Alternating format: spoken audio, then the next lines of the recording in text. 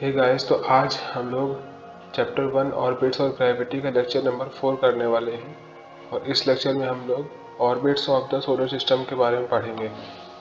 पहले लेक्चर में मैंने क्या किया था कि ऑर्बिट्स क्या होती हैं, कैसे आई थी। टाइको ब्राहे सर ने ऑर्बिट्स के बारे में मार्स के पूरे मोशन को एनालाइज किया था 20 सालों तक। उसके बाद केपलर ने, उन्हीं के साथ काम करते थे केपलर, उन्होंने उसका मैथमेटिकल फॉर्मूले दिए थे, उनके जो ऑब्जर्वेशंस थी। और जो एलिप्स है, जो आज हम लोग एलिप्स पढ़ते हैं मैथ में, वो केपलर सर ने दिया था। और इसीलिए दिया था क्योंकि टाइको ब्राहे सर की जो भी ऑब्जर्वेशंस थी उनको सही साबित करने के लिए उन्हें एक नया फिगर देना पड़ा। वो फिगर एक स्फीयर होता है, वो फिगर एक एलिप्स होता है। तो आज हम उसी के बारे में थोड़ा और पढ़ने वाले हैं। कुछ प्लैनेट्स हैं, उनकी ऑर्बिट्स को पढ़ेंगे। बाद में मीटेरॉइड्स और एस्टेरॉइड्स के बारे में भी पढ़ेंगे। चलिए शुरू करते हैं।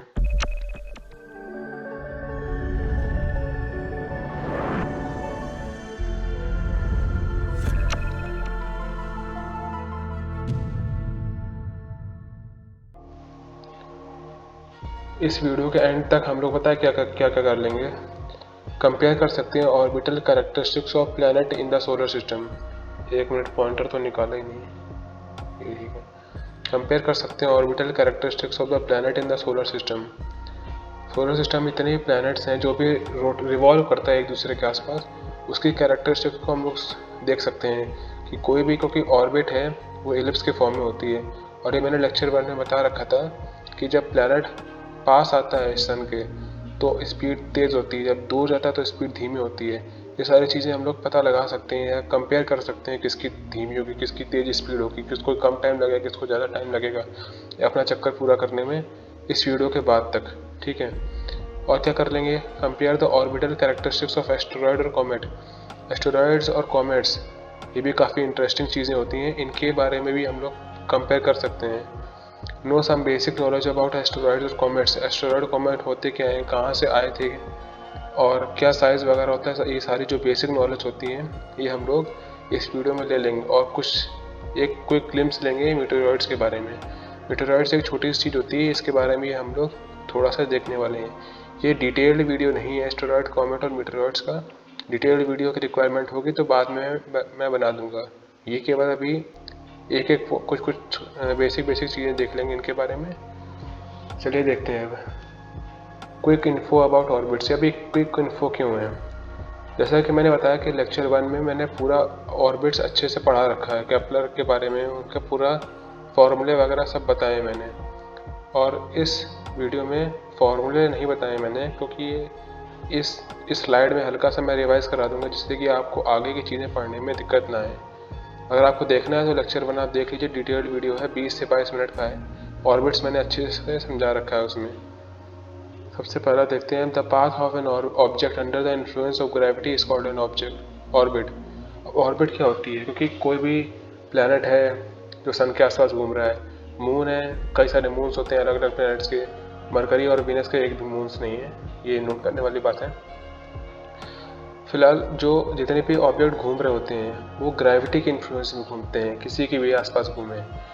और जब वो घूमते हैं तो उससे जो पाथ क्रिएट होता है, जो भी चीज़ घूम रही होती है उसका पाथ एक फिक्स पाथ होता है, उसे ऑर्बिट कहते हैं। जैसे कि इलेक्ट्रॉन्स ऑर्बिट्स में वो रिवॉल्व करते हैं, ये आप लोग बोहर मॉडल में पढ़ा था।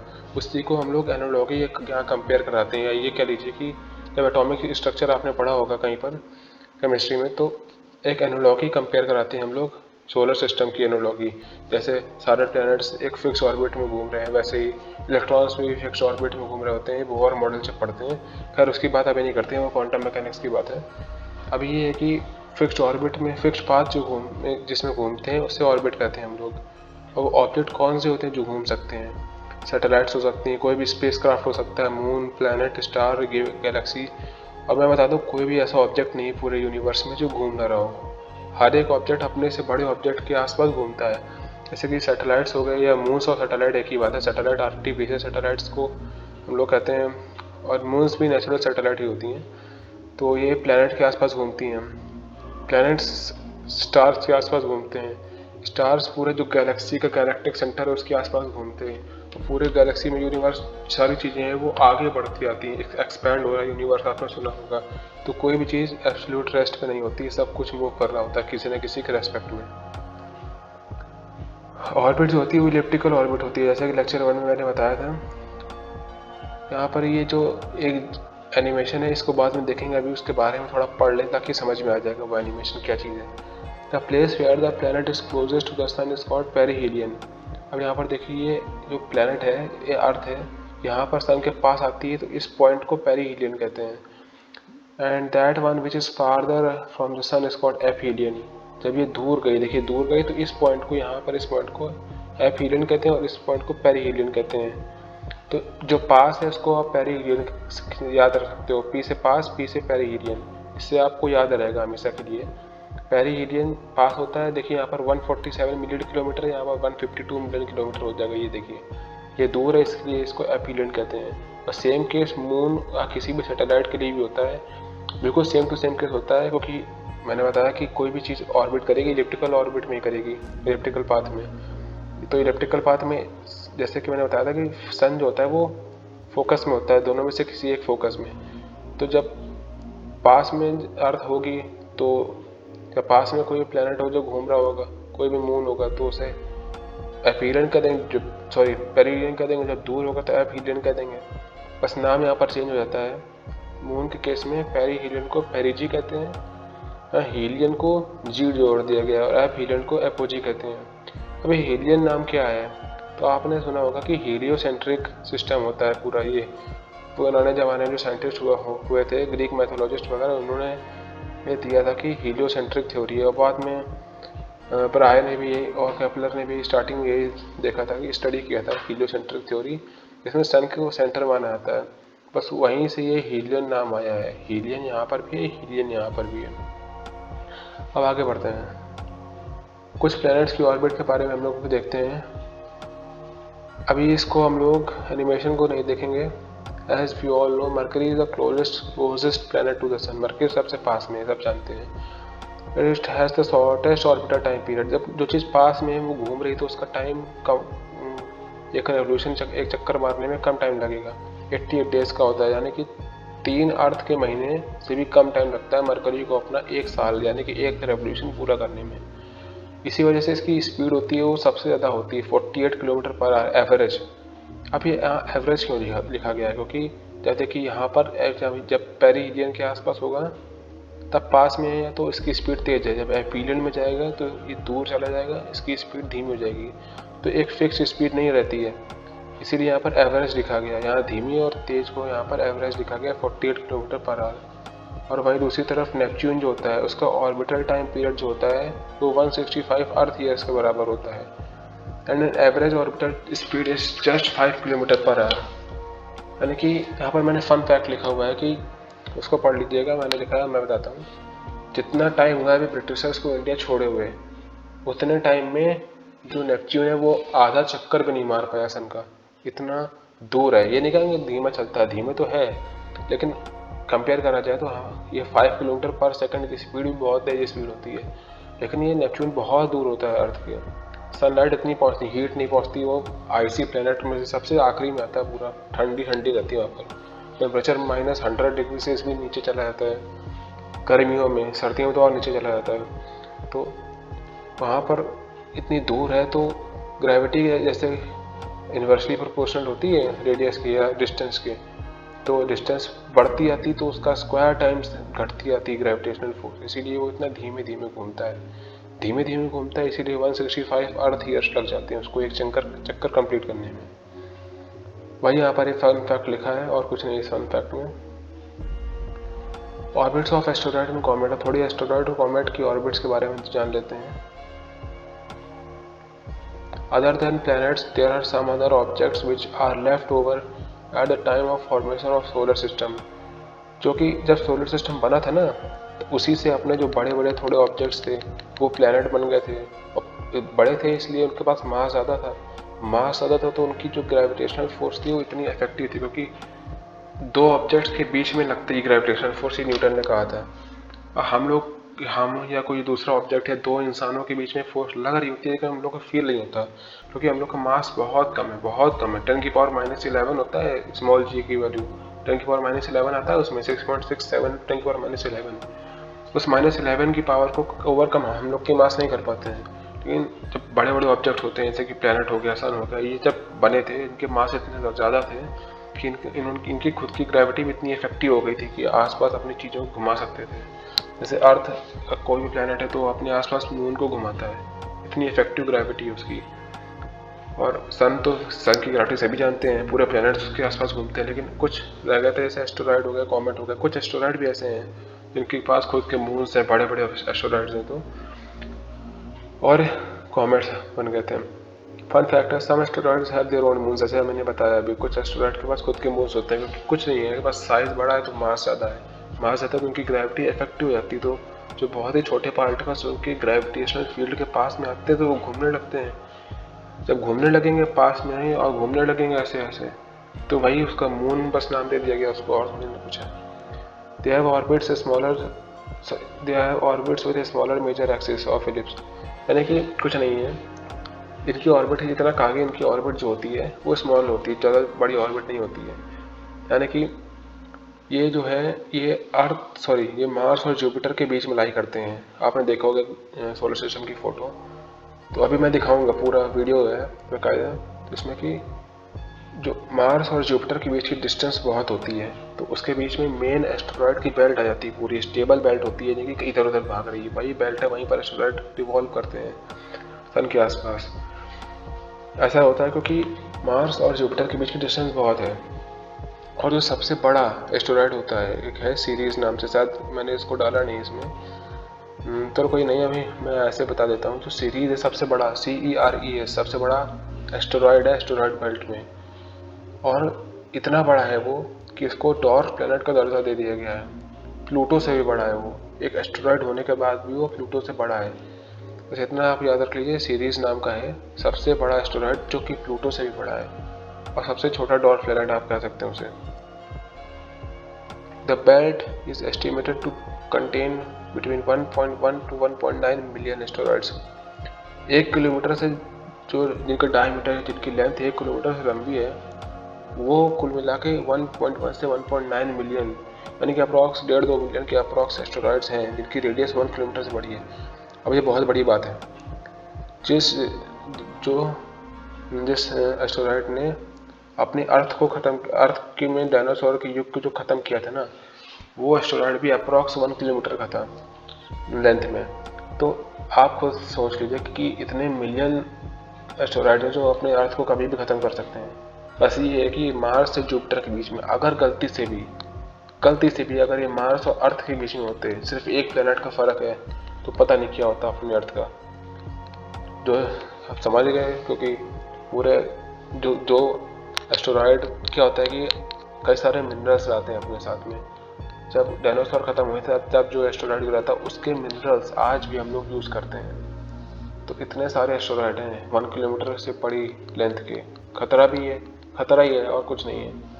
लेकिन हाँ, ये अच्छा है कि मार्स और जुपिटर के बीच में है, अपने अर्थ के आसपास नहीं आते हैं, बहुत कम ही आते हैं, आते हुए तो दूर से निकल जाते हैं। और कई मिलियन ऐसे हैं जो 1 किलोमीटर के से छोटे हैं, लेकिन ऐसा नहीं कि हार्मफुल नहीं है, काफ़ी खतरनाक होते हैं। अभी रसिया के में एक जंगल था, जंगल के ऊपर, जंगल के सरफेस में नहीं, जंगल के ऊपर वो फटा था, और उससे काफ़ी एरिया वहाँ पर जंगल था वो डिस्ट्रॉय हो गया था। केवल ज़मीन में भी नहीं गिरा था, छोटा सा था। ये तो अच्छा था कि वहाँ कोई रहता नहीं था, जंगल था और ज़मीन में गिरा नहीं था, हवा में ही फट गया था, तब भी इतना डिस्ट्रक्शन कर दिया था उसने, और छोटा था। तो समझ लीजिए कितनी ताकत होती है एस्टेरॉयड्स के पास में। ये इनकी स्पीड यही 15 से 18 या 20 किलोमीटर पर सेकंड की स्पीड तक चली जाती है इनकी, इसीलिए ये इतने फास्ट हो जाते हैं और इतने डिस्ट्रक्टिव हो जाते हैं। Asteroids the most common type of impactor strikes Earth, हमें यहाँ पर लिखा है वही जो मैंने अभी बोला। अगर लैंग्वेज समझ नहीं आ रही कोई बात नहीं, मैंने यही बोला कि 18 किलोमीटर पर सेकंड की स्पीड या उससे ज़्यादा की स्पीड से भी एस्टेरॉयड जो है वो अर्थ के अंदर आ सकते हैं जब आते हैं तो, जो गिरा था ना, जो गिरते हैं। और इनकी स्पीड जो है वो नेपच्यून की और एवरेज ऑर्बिटल स्पीड से भी ज़्यादा होती है। मैंने दिखाया था नेपच्यून की जो थी वो 5 किलोमीटर पर सेकेंड थी, उससे भी अप्रॉक्स 3 गुना से भी ज़्यादा है, मतलब 3.5 गुना के अप्रॉक्स है। अब देखते हैं, यहाँ पर मैंने कहा था वीडियो मैंने डाला हुआ है, सीरीज़ का वीडियो है, मैंने वहाँ पर नोट्स में नहीं लिखा था कि वीडियो देखते हैं। ये पूरा वीडियो अभी चलेगा। सीरीज़ है, सबसे बड़ा एस्टेरॉयड और सबसे छोटा डॉर्फ प्लैनेट है, ये सीरीज ये आ गया। ये एस्टेरॉयड बेल्ट में है, इसके बारे में अभी हम लोग देखेंगे। ये 974 किलोमीटर इसका डायमीटर है पूरा, इक्वेटोरियल डायमीटर। यह भी हम लोग देख लिया है सीरीज के बारे में। अब यहाँ पर एस्टेरॉयड बेल्ट को देख लेते हैं और कहाँ पर ये सीरीज है कि ये सीरीज दिख रहा है आपको, ये सीरीज कहाँ घूम रहा है इसको देखते हैं। ये आप भी देख लीजिए, ये एक एस्टेरॉयड बेल्ट है, ये पूरा अपना सोलर सिस्टम है। ये एक पीछे भी एक एस्टेरॉयड बेल्ट है जो नेपच्यून के आसपास होती है, ये बड़ी एस्टेरॉयड बेल्ट है पीछे वाली। ये अपनी मेन एस्टेरॉयड बेल्ट है जो मार्स, ये जुपिटर है, ये मार्स है, जुपिटर है, उसके बीच में है एस्टेरॉयड बेल्ट। ये सीरीज है, ये जुपिटर है और ये मार्स है। ये थोड़ा जूम करता हूँ मैं, ये जूम करके देखते हैं। ये जो है ना, ये आपको दिखा था पीछे थोड़ा सा, ये कोई बात नहीं कर रही, ये आ जाती है, ये कॉमेट है, ये कॉमेट जो सन निकल गया, ये है, ये कॉमेट है, वो दिख रहा होगा अलग से थोड़ा सा। और कॉमेट अर्थ सन के बहुत पास तक आ जाते हैं, मतलब मरकरी की जो रेडियस है उससे के भी अंदर आ जाते हैं कॉमेट, इसीलिए बर्न करते रहते हैं, हमेशा चमकते रहते हैं कॉमेट्स। जूम आउट कर दिया मैंने, इतना ही था ये वीडियो। इसके आगे देखते हैं क्या, ये पूरा सोलर सिस्टम है। फन फैक्ट्स अबाउट मीटेरॉइड्स, कुछ मीटेरॉइड्स के बारे में फन फैक्ट्स देख लेते हैं। Smaller as compare to asteroids and comets. जो मीटेरॉइड्स, हाँ मज़े की बात, कई सारे लोग कंफ्यूज रहते हैं एस्टेरॉयड्स और मीटेरॉइड्स में कि एस्टेरॉयड क्या होते हैं, मीटेरॉइड्स क्या होते हैं, क्या दोनों सेम होते हैं, क्या होता है। तो मैं आज वो कन्फ्यूज़न क्लियर करने वाला हूँ। तो ये कोई डिटेल्ड वीडियो नहीं है मीटेरॉइड्स, एस्टेरॉयड और कॉमेट के बारे में, ये थोड़ा सा डिफरेंस क्रिएट करती है, बस आपको समझा देगी, एक क्विक चीज़ मिल जाएगी कि हाँ मीटेरॉइड्स क्या होते हैं। मीटेरॉइड्स क्या होते हैं, बहुत स्मॉल होते हैं एज कम्पेयर टू एस्टेरॉयड्स और कॉमेट्स। एस्टेरॉयड्स और कॉमेट का साइज़ काफ़ी बड़ा होता है मीटेरॉइड्स के कंपैरिजन में। After entering to the earth atmosphere shooting star, हाँ तो हम लोग शूटिंग स्टार कहते हैं ना, हम लोग को जो आसमान में चलता हुआ ऐसे दिखाई देता है, ऐसे ऐसे आपने देखा होगा कई बार। तो शूटिंग स्टार ये मीटेरॉइड्स ही होते हैं, और मीटेरॉइड्स मैंने कहा बहुत छोटे होते हैं, तो इसलिए अर्थ की सरफेस तक आते आते लगभग सब खत्म हो जाते हैं। कुछ छोटे मोटे बचते हैं, तो इतने या इतने बड़े बड़े वृक्ष बचते हैं, इतने बड़े वृक्ष आंसू मिले जो ज़्यादा डिस्ट्रक्शन नहीं कर पाते हैं। कुछ अपनी अर्थ के सरफेस में गिरे हुए हैं, उनका जो मटेरियल होता है वो अभी हम लोग के पास है, क्योंकि कुछ गिरे हुए हैं ना अपने अर्थ के सरफेस में, तभी तो हम लोग को मिल पाया है। यही शूटिंग स्टार्स होते हैं जब अर्थ के एटमॉस्फेयर के अंदर आते हैं, ग्रेविटी लगती है तो वैसे गोल गोल घूमते घूमते अंदर तक आ जाते हैं, और अगर गिरना होता तो गिर जाते हैं, नहीं गिरना तो नहीं गिरते हैं, बीच में ख़त्म हो जाते हैं, इतने छोटे होते हैं। और each and every day billions of meteoroids अपने अर्थ के सरफेस के अपने अर्थ के एटमॉस्फेयर के अंदर आते हैं।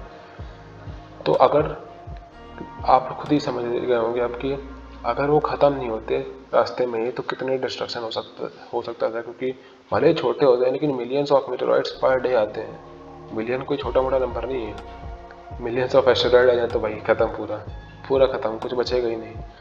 मिलियंस ऑफ मीटेरॉइड छोटे छोटे होते हैं, कुछ ही मुश्किल से 1 2 10 20 तो ज़्यादा बोल दिया, 1 2 ही आ पाते हैं सरफेस तक, बाकी सब हवा में गायब, इतने जल्दी गायब होते हैं कि मिलियंस। कभी आपने देखा है आसमान में रात में कि मिलियंस ऑफ एस्टेरॉइड मीटेरॉइड्स जा रहे हैं? नहीं देखा ना, क्योंकि वो बहुत ही पहले ख़त्म हो जाते हैं, इतने छोटे होते हैं, धरती तक आने का कोई सवाल नहीं उठता उनका। Meteoroids are also known as meteors. Meteor shower आपने नाम सुना होगा, ये मिलियंस ऑफ मीटेरॉइड्स जो आते हैं कभी कभार देखने को मिल जाते हैं, कई सारे, मिलियंस तो नहीं मिलते लेकिन 6-7 डिब्बे दिख गए अगर एक बार में, तो उसको मीटियोर शावर कहते हैं। मीटियोरॉइड्स इसका छोटा नाम है मीटियोर्स, आप ऐसे भी बोल सकते हो उसको। These meteors can travel through a speed of, इनकी स्पीड बहुत ज़्यादा होती है, इनकी साइज़ कम है, डिस्ट्रक्शन नहीं कर पाते हैं, फिर भी इनकी स्पीड बहुत होती है। 1,30,000 माइल्स पर आवर या 2,09,215 किलोमीटर पर आवर, इतनी हाई स्पीड होती है, तभी तो बिल्कुल चमकते ग्लो करते हुए आते हैं, चल जाते हैं पूरे हवा में। इतनी स्पीड हाई होती है इनकी। अब थोड़ा कॉमेट्स के बारे में जान लेते हैं। Also formed at the time of formation of solar system. सबसे इम्पोर्टेंट बात, एस्टेरॉइड्स और कॉमेट्स, एस्टेरॉइड्स और कॉमेट्स जो बड़े बड़े होते हैं, ये तभी बन गए थे जब सोलर सिस्टम बना था अपना। है कि अपने प्लैनेट्स जितने पुराने हैं उतने ही पुराने ये एस्टेरॉइड्स और कॉमेट्स भी हैं। तभी जैसे मैंने बताया था कि जो एस्टेरॉइड गिरा था जब डायनासोर खत्म हुए थे तो उसमें काफ़ी सारा मिनरल था। वो मिनरल्स, वो रिसोर्सेज आज भी हम लोग यूज़ करते हैं, ख़त्म नहीं हुए हैं। तो वो इतने पुराने समय के ही तो मिनरल्स हैं। अब अर्थ और इन सब चीज़ों में इतना अंतर है, साइज ज़्यादा होता है अपने अर्थ का। अर्थ में भी उसी टाइम बनी थी अर्थ भी, तो उसमें भी कुछ मिनरल्स हैं और कुछ मिनरल एस्टेरॉइड वगैरह में भी होते हैं, तब वो गिर जाते हैं, मिनरल्स बढ़ जाते हैं।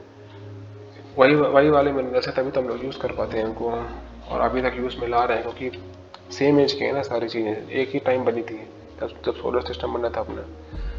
They have dusty, icy and rocky structure. Comet में क्या होता है आपने देखा होगा, मैंने फोटो नहीं डाली शायद, मैंने आपको दिखाया था पिछले वीडियो में। एक ऐसा होता है, एक ऐसे आगे एक हेड है और पीछे पूरी गैसेस जल रही होती हैं, एक टेल की टाइप होती है, उसमें टेल टाइप की होती है। डस्टी, आइसी और रॉकी स्ट्रक्चर होता है क्योंकि जो उसका हेड होता है ना वो सॉलिड होता है, रॉकी स्ट्रक्चर होता है। अब जब कभी तो सन के पास आते हैं, कभी बहुत दूर निकल जाते हैं। आपने हेलिस कॉमेट का नाम सुना होगा, वो जुपिटर की आगे तक निकल जाता है और काफ़ी अंदर तक आता है। मतलब मैंने फोटो नहीं डाली, गलती कर दी, लेकिन आप समझ जाइए कि सन के पास आता है। पेरिहिलियन और एपीलियन जो होता है, पेरिहिलियन यानी कि पास, एपीलियन यानी कि दूर। तो जब पेरिहिलियन टाइम होता है ना तब सन के पास आता है, काफ़ी पास आते हैं, मतलब मरकरी की ऑर्बिट से भी अंदर घुस जाते हैं, इसलिए इतना चल जाते हैं कि चमकने लगते हैं। और जब दूर जाते हैं तो बहुत दूर चले जाते हैं, अब जुपिटर के ऑर्बिट के अभी आगे निकल जाते हैं, ऐसे घूमते घूमते आते हैं, ऐसे ऐसे ऐसे। तो ठंडे भी रहते हैं क्योंकि जुपिटर तक पहुंच गए, ठंडे रहते हैं, डस्टी रहते हैं क्योंकि डस्ट होती है, क्योंकि पूरा क्लाउड होती है डस्ट का जो मूव कर रहा होता है टेल की फॉर्म में, और जो जल रहा होता है, चमक रहा होता है, वो गैसेस होती हैं। They are few miles wide, जो उनकी लेंथ होती है सांस से लेकर पूरे टेल तक, वो कई माइल्स लंबी तक हो सकती है। 10 माइल से अभी तक कम ही नापी गई है, इससे लंबी तो कोई अभी नापी नहीं गई है। They come very close to sun, that's why their gases start burning and glowing. मैंने कहा था कि जो अब वो जो उनका पेरिहिलियन टाइम होता है सन के बहुत पास से गुजरते हैं, इसलिए वो जलने लगते हैं, उनकी गैसेस सब बर्न होने लगती हैं और चमकने लगती हैं। They have one head and one tail, एक सर होता है और टेल होती है पीछे, कभी कभी 2 टेल से आपको देखने को मिल जाती है, ऐसा भी होता है। तो मतलब टेल और हेड 2 चीज़ों का कॉम्बिनेशन होता है। हेड में रॉकी स्ट्रक्चर होता है और टेल में डस्ट वगैरह होती है, और कोई ऑब्जेक्ट अगर आप देखा होगा, कोई चीज़ मूव कर रही है, आप मूवीज में देखा होगा, तो फ्लैश होता है पूरा पीछे तक, उसकी लाइटिंग पड़ के जाती है, वो थोड़ा सा वेव कैरेक्टरिस्टिक हो जाता है लाइट का। और वही चीज़ इसमें भी होती है, पीछे तक पूरी लाइट दिखाई देती है हम लोग को, आगे जा रहा है ऑब्जेक्ट स्पीड की वजह से।